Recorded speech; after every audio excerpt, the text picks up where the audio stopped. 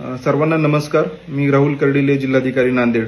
काल रात्रीपासून नांदेड जिल्ह्यामध्ये अतिवृष्टी मोठ्या प्रमाणावर झालेली आहे. त्यामुळे आपल्या जिल्ह्यातले नद्या, नाले, ओढे, सर्व मेजर डॅम्स, मायनर डॅम्स हे सगळे ओव्हरफ्लो होत आहेत आणि अनेक गावांचा संपर्क सुटलेला आहे.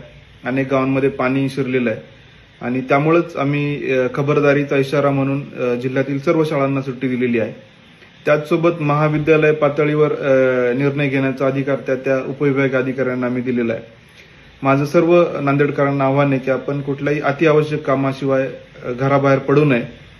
आपण सुरक्षित ठिकाणी राहावं आणि विशेषतः विष्णुपुरीच्या कॅचमेंटमध्ये जो पाऊस पडतोय त्यामुळे नांदेड शहरामध्ये पण आता पाणी येण्याची शक्यता आहे.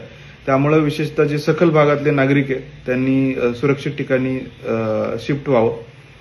आम्ही सकाळीच आर्मीला कॉन्टॅक्ट केलेला आहे. ते थोड्याच वेळात नांदेडसाठी निघतील. त्याचसोबत बचाव कार्यासाठी आपली एसडीआरएफची टीम आहे, सीआरपीएफची टीम आहे आणि महापालिकेने पण त्यांचं टीम ऍक्टिव्हेट केलेली आहे. तर आपण त्यांच्या कंट्रोल रूमला संपर्क साधावा. सद्यस्थितीमध्ये निजामसागरचा जो डिस्चार्ज आहे तो 2,20,000 वरून 1,67,000 केलाय, म्हणजे 53,000 कमी केलाय आणि पोचमपाडचा जो डिस्चार्ज आहे तो जवळ